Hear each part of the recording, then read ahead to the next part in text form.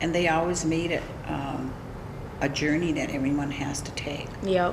So that when the time came for someone to go, you understood that they'd be in a better place than Right. you are. Right. And there wouldn't be so much, I guess you'd say, so much stress and not being able to deal with it because they taught you how to deal with it before the event ever happened. Mm-hmm. Yeah, I think I dealt with it pretty good. Like, I think, like, I know he's in a better place and stuff. Yeah. Like, Don't have to go through all of the things that we have to go through. Because my dad said that to me once when I was really upset over losing a friend.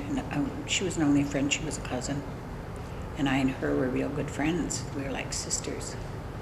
And he said, don't cry for her, cry for yourself because she left you behind. mm-hmm. She's now in a better place than you are. yeah. And to me that made sense, at the time. It makes sense. Mhm. It sounds right. It sounds like that's Because what I death think. is inevitable for all of us. Mm-hmm. That's true. No one's going to leave this world alive, my dad used to say. No. Okay, should we get started? Because I got another meeting at 11:30. Okay. Okay, so, all right. This whole interview thing is new to me, so bear with me. Okay, have you ever heard someone, make the statement that, you're Native American, you're supposed to drink, or like, it's in your blood to drink, or like, have you ever heard anyone say that to you or to anyone else, or make that generalization? I haven't really had anyone say that to my face, but I have heard other people make the statement that they've heard it, I don't know whether that's a way to pass it off and say, is it true that Native Americans have problems with alcohol? And my answer to the individual when the person said that to me was someone from a foundation. I said, yes, we do. I said, but I'll tell you something. I said, the whole nation has a problem with alcohol. Because when you look at the number of alcoholics nationwide, they outnumber the population of my people. I see it said 50%, if not more, Mm-hmm. I said 50 times over, and that's, and then some, I said. So that means that nationally there is a problem. I said, but it's always noticeable with Native Americans because I think this goes way back to being conscious of what has happened to us. Mm-hmm. And it's a way of soothing your conscience by looking at our faults. So anything that's done wrong, all Native Americans do it, and that's not true. Mm-hmm. I come from a family that never drank. My mother drank later on in years, but that was after she had married my stepfather.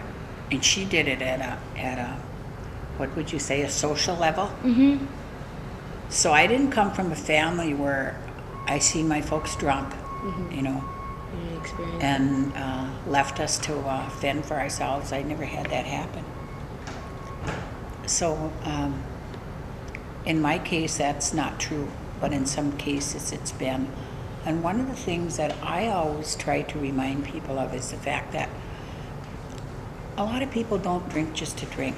There's a lot of reasons behind people drinking. Mm-hmm. A lot of it, when it comes to our people, and especially to myself because I was a drinker,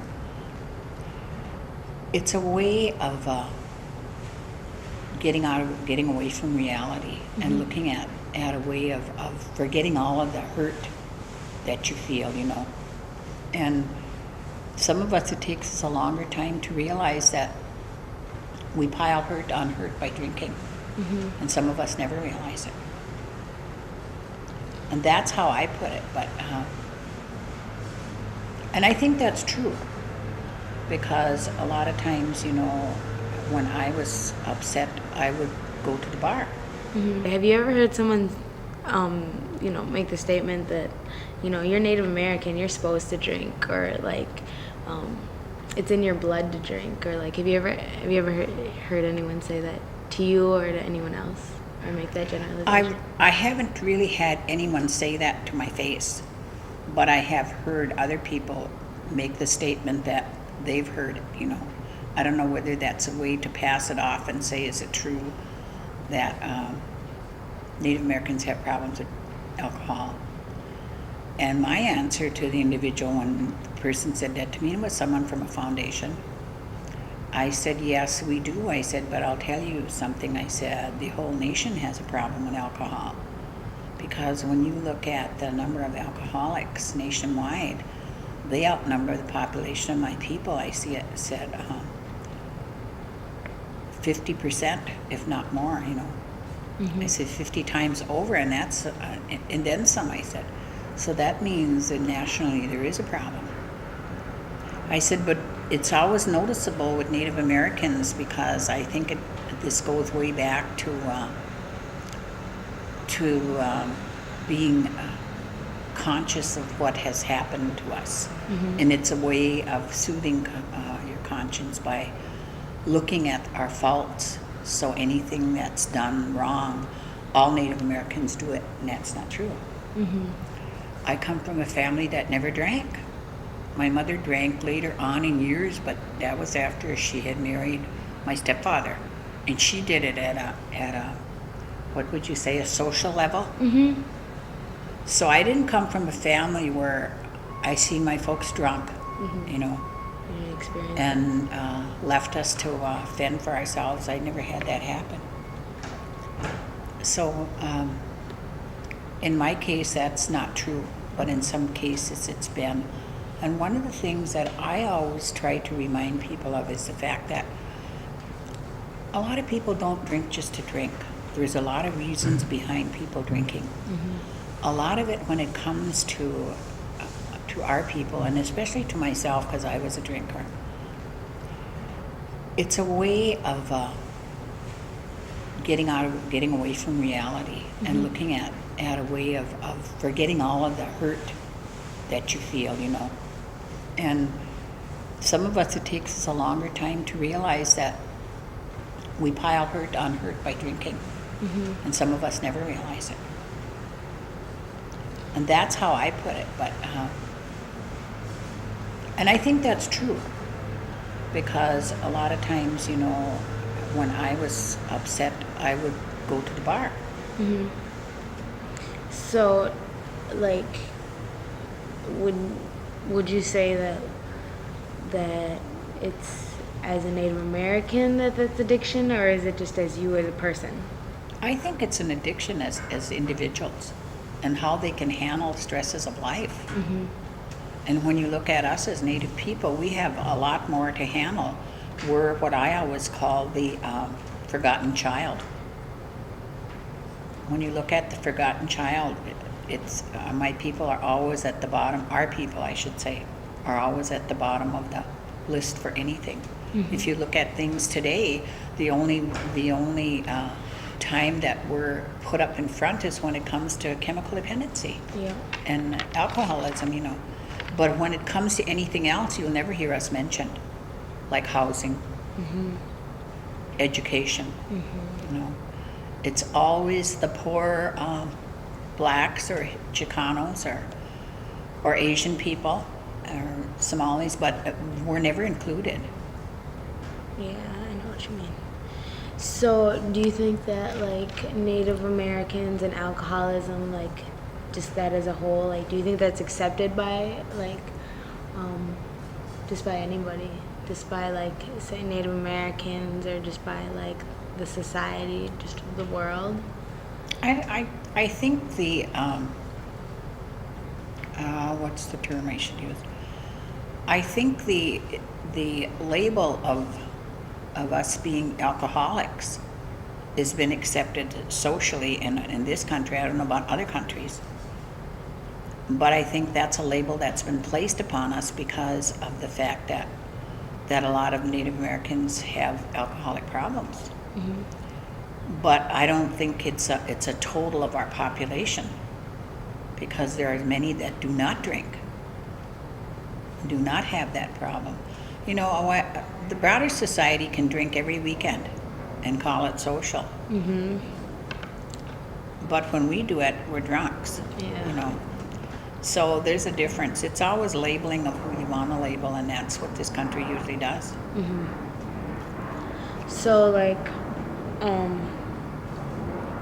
tell me about, like, the guys that hang outside.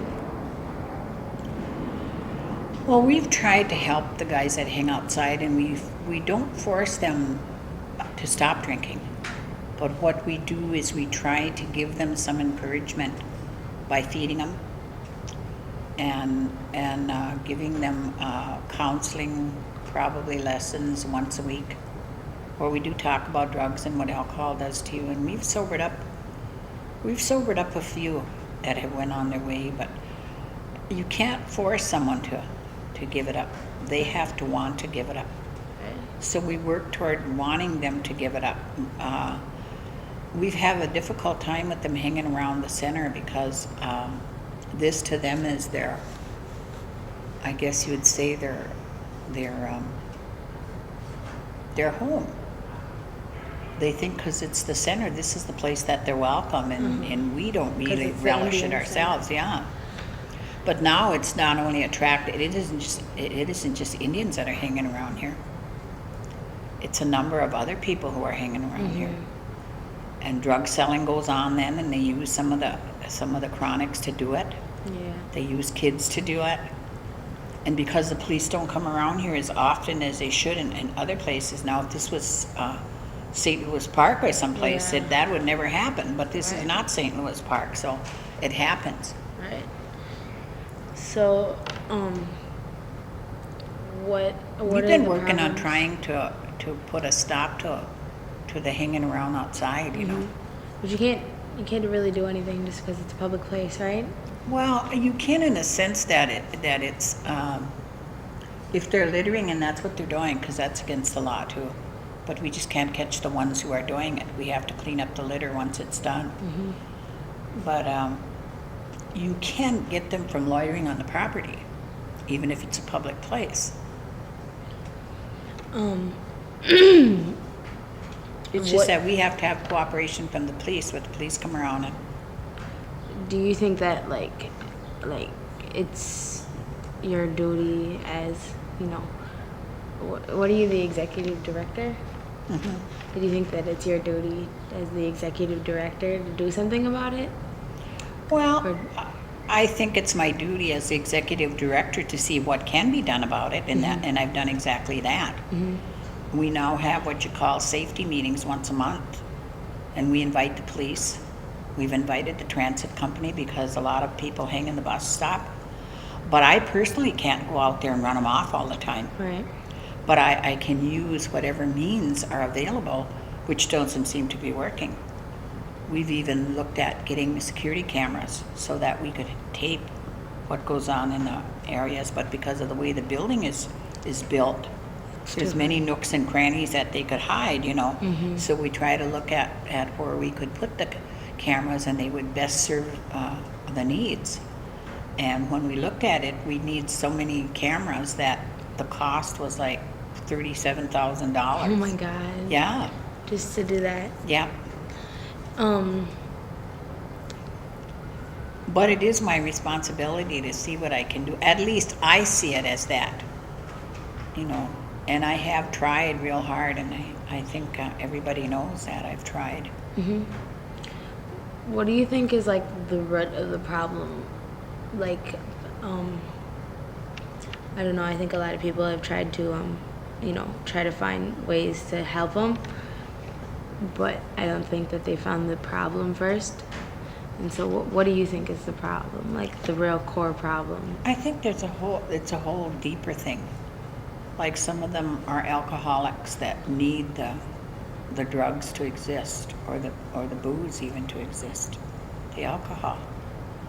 They say once you get like that, some of them are afraid to sober up because you get sick, you get DTs. I also think they don't have anybody in their life. You know, maybe their families are not giving them support. Maybe they don't have a family, so they feel there's nothing left but to hang with each other and drink. I think it's a number of reasons, and I couldn't put my finger on just one.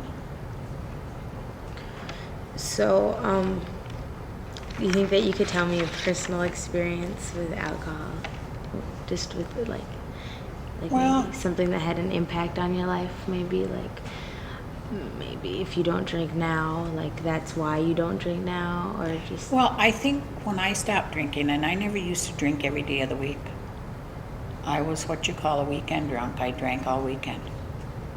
I worked Monday through Friday. I've always done that with different jobs. I worked many different jobs. And when I stopped drinking was when I came here. And I got a job working here, and I came as an intake person. And then I was promoted to job developer. And what I was doing was I was finding jobs for people. And then I would find jobs for them, and sometimes I would see them in the bar. They didn't go to work after I found them a job, and I would get into arguments with them because of it. And I was always the one who started it. Say, you know, I spend all this time working with you to get this job. What are you doing here? And they'd say, well, what are you doing here? You know, that was their first answer. And to me, I'd say to them, well, if you go to the Indian Center Monday, I'll be at work. But that got to be like an old record to me, and I start thinking, you know, what am I doing here? If I'm going to help them, what am I doing here? So I worked a year here, then I stopped. So I haven't drank for, I've been here, it's going on 26 years. Wow. So I haven't drank for 20 some years. But that was my thing that stopped me from drinking, was the fact that I thought I can't help the people, my own people, if I'm going to be in the bar drinking. Because their first thing to me is, what are you doing here then? And that really, really hit me real hard first it didn't, but when I heard it more than once, then it really did. And I thought, you know, I can't be in here drinking. If I'm going to be in here, I better not be drinking. So I stopped. I never went to AAs. I have no idea what you go through to be in AAs. It's just that I have such a real, I don't know what word to use, but I do have a real feeling for my people, because I lived in a time when we had nothing. I was born and raised on a reservation. I'm 71 years old. So when I was a little girl, we didn't have welfare and that kind of thing. We had to help our parents work in the garden. We had to haul wood. We had to do all kinds of things that kids don't do nowadays in order to help us, you know, survive. And we didn't have privy to education, you know, we didn't have education money. They didn't even care if you went to school after you were 16. That was, it didn't matter. I never ever thought that, they never taught you that you could be even a secretary or anything when I was going to school. Wow. Because they didn't care if you went to school. Right. After 16, there was no money available for us to get a better education. It was just be there till you're 16 or else. Yeah. That was because it was money available for people to be in school, and not through the college level, but through the high school level. So I lived through all of that, and so now when I know there's things out there, I really, really, really feel in my heart that I have to help and try to see if I can push people toward doing something positive with their lives, and taking advantage of what's available to their own advantage, and not just taking advantage of it because it's there, Right. but to be able to do something with their lives. Because one of the things that I see is, you know, we have people who say, well, you know, if you don't do this, you're not Indian. And I don't believe that we should say that to each other, because you're born Indian and the blood is there. And if you want to be a doctor, and you know, I could wear a sable and I could have minks and diamonds and everything, and I would still be Indian. Yep. It's what's in your heart, and how proud of who you are. And I'm very proud of who I am, and the reason I'm proud of being Indian is because there's a whole lot of I guess you'd say there's a whole lot of integrity to being an Indian and knowing what your culture and your values really are. And we were a people who had a lot of integrity. We were not passive like they call us. Passive, what they call passive to us is respect. There are ways in our lives that we didn't do things to people like holler, and that was disrespectful. We do it now because that's the norm. Yep. You know, but in our culture, this was not something that you looked upon. You didn't put down people. You had respect for each other. You helped each other. You were lying was something that you didn't do in your life. Stealing was something you didn't do. You know, so I'm proud of the fact that I came from that environment and from those kind of teachings, which have been kind of lost along the way because of the Relocation Act, where they forced people off the reservations to look for jobs. I think that it should have been something that we wanted to do ourselves, you know. And it had given them a look into what it's like, and some of us think that if you do what this guy does, you know, then you're okay. But you have to remember you're an individual and you have to do what's best for yourself. And so this is why I guess I stopped the drinking. It's because I wanted to be a positive. I've done a lot in my life, you know. I'm not proud of being somebody who drank, but it doesn't get you anywhere. Right. And it took me a while, but it took this place to bring me to realize that it wasn't getting me anywhere, because I had many different jobs. I worked for the state for, what is it, from 68 to 75. Wow. I was still drinking then. But this place really helped me. It stopped me from drinking. I don't smoke anymore, and the only thing I do is swear. It didn't stop me from doing that. That's a hard one, yeah. I was just talking to my mom about that. I have to quit doing that.